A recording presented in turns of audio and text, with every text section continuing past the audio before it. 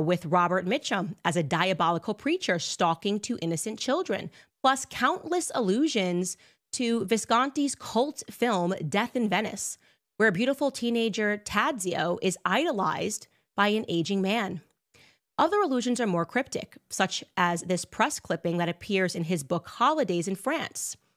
And it alludes to Jackie Kaisermertz, a pedo-criminal school teacher who went on a rampage, this is a true story, in Nièvre, that's a French town, from 1970 to 1997 with more than 70 victims. He was eventually sentenced in 2001 to 18 years imprisonment. That's the kind of stuff that Claude Levesque likes to put into his work and into his books. Allusions to pedophilia.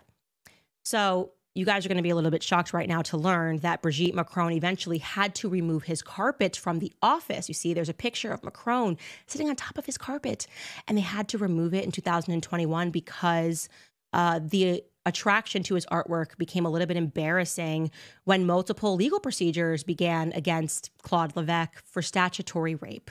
That came to light in 2021.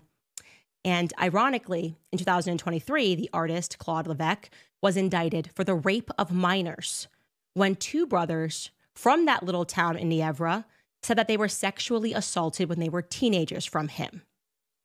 But no doubt, guys, that's just another oopsie. It's probably just an oopsie from Brigitte and Emmanuel Macron, who knew that the artist who kept putting pedophilic stuff in his artwork was actually going to be charged for the rape of a minor, right? That's crazy. I should mention to you now, by the way, that Emmanuel Macron, who was at first inaugurated in May of 2017, had his presidential portrait done. Okay, that's it. And chose an interesting book to include in the background.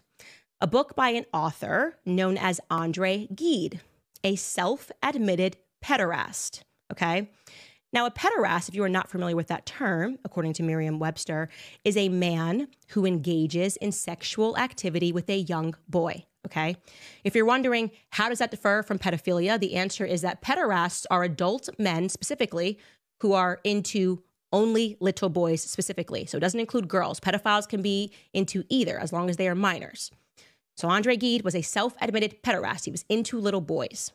Which book did Emmanuel Macron select for his portrait? A book from André Gide entitled The Fruits of the Earth in English, okay? In French, it's Les Nourritures Terrestres. Forgive my terrible pronunciation there.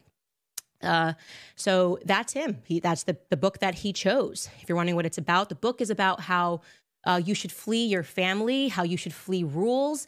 Gide's work was autobiographical in content, all right? He was inspiring a younger generation of boys to flee tradition because he did that. He felt that he did that when, as an adult, he went to Algeria, which was then a French colony, to have sexual experiences with Muslim boys.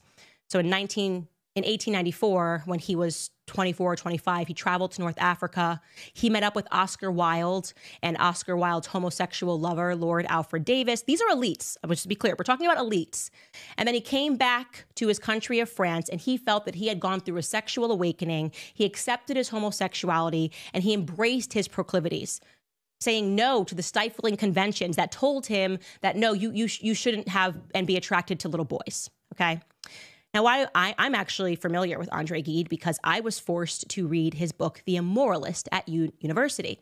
And yes, it is about traveling to Algeria, and which obviously is autobiographical in content. He admitted that he did this, traveling to Algeria, and it is about having sex with Muslim little boys. That's what the book was about, okay?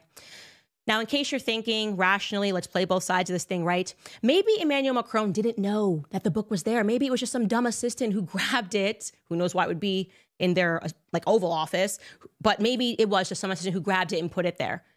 Nope. You'd be wrong if you're thinking that, so stop thinking that, okay? Emmanuel Macron has never hidden his affection for André Gide. He has spoken about it multiple times, okay? He even once gave an interview to a literary critic, Jerome Garcin, and Macron said this. He said, and I quote, "Gide shows me the path that leads from the cerebral to overflowing sensuality." Okay. Now, you see, there was just one journalist that I could find that had the courage to aggressively call out the book choice of the president in his portrait. And that journalist's name is Helene Devic, okay? Here's what she said. I'm going to pull up her quotation here. She said, "Andre Gide? To say what? Clumsiness and error are inconceivable in a setting crafted to remain in the historic iconography of the country. Inevitably, someone in the presidential entourage, if not the head of state himself, has read Andre Gide's autobiography, Si le Grand n'est mort, where he tells the story of little Muhammad. He wrote, quote, how handsome he was, half naked under his rags, black and slender as a demon. The writer admires, quote, the slenderness of this child's body, the gracefulness of his bare legs peeking out from under his baggy pants. He describes how he sodomizes the child to his own exhaustion. 2 years later, he watches his friend Daniel sodomizing Muhammad, now a teenager. What message did the young and dashing president of the French Republic send with this photo posted on the walls now of school town halls? What should we understand? That pedo criminals can rest easy? Fantastic questions, Helene. What should we understand from the fact that Andre Gide is still taught, by the way, in American classrooms, and that he was awarded a post-mortem Nobel Prize in Literature? I guess we should just understand oopsie, right? Oopsie again for the Macron couple. This just keeps happening. Then there is the case of Olivier Duhamel, who is a former French member of the European Parliament, unbelievable power broker, tippity top, doesn't get much higher than this. He's at the tippity top of French circle of elitists and one of the first to get behind Emmanuel Macron. When you read stories about him, he's like so powerful that at these elite clubs where you're required to wear a tie, he's the guy that can walk inside and doesn't have to pay attention to the dress code, okay? So he got behind Emmanuel Macron right away, attended several campaign meetings, and would be passing notes to Macron. And when Macron qualified for the second round of the presidential election, he celebrated next to Macron at a restaurant called La Rotonde.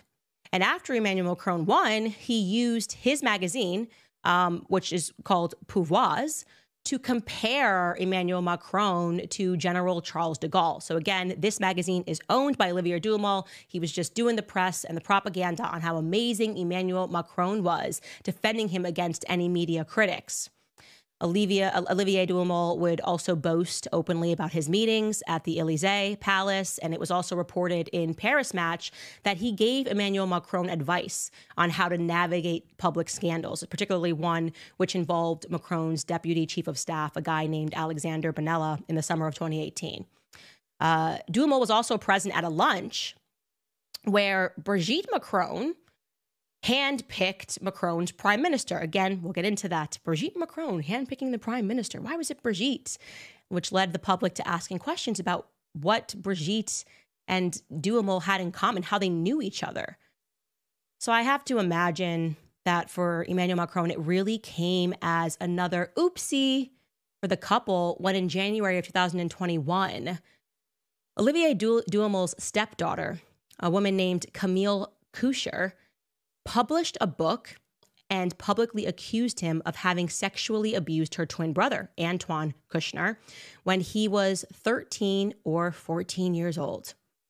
Le Monde, again, that's the equivalent to the French New York Times, were the ones who broke the story. Now, according to Camille's book, which was entitled in English, The Big Family, La Familia Grande, the rapes took place at Olivier Duhamel's summer residences, one called Mas de Genèse d'Or in Sonnery-sur-Mer, forgive me for this terrible French, where apparently generations of the Duhamel clan had entertained basically the cream of the crop of the French intelligentsia, whose morals were now being exposed publicly by her. One of the publications, Le Nouvel Obs, another publication, France, wrote, quote, in the evenings, kids sometimes have to act out sex scenes in front of their parents. This is what was taking place at Duhamel's residences. They go on to write, one evening, the teenagers are asked to tell how they lost their virginity. On another, mothers dress their 12-year-old daughters in provocative outfits, smear them with lipstick, and send them off to dance with men that are 30 years older. Paris Match wrote, quote, hardly anyone is offended to see Camille, then just a teenager, being asked to simulate an orgasm in front of the adults. Now, regarding this, you're probably wondering, was he brought to justice? Or maybe you're wondering, hey, maybe she's not telling the truth, right? Maybe she just made it all up for attention because this is a powerful guy. Oh, lucky for Olivier Duhamel, the statute of limitations had already expired.